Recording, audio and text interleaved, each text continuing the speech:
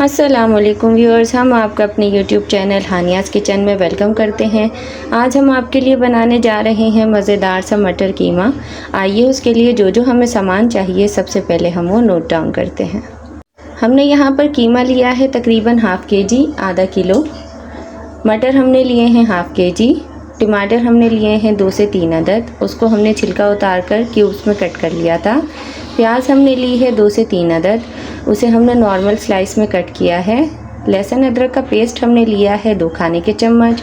साबुत गरम मसाले में हमने लिया है ज़ीरा 1 खाने का चम्मच, बड़ी इलायची 1 अदद, लौंग 3 से 4 अदद, साबित काली मिर्ची 12 से 13 दाने, साबित हरी मिर्ची हमने ली है 4 से 5 अदद, हल्दी हमने ली है आधा खाने का चम्मच, पिसा गरम मसाला आधा खाने का चम्मच, पिसा हुआ धनिया 1 खाने का चम्मच, पिसी हुई लाल मिर्च 1 खाने का चम्मच, नमक हस्बे ज़ायका।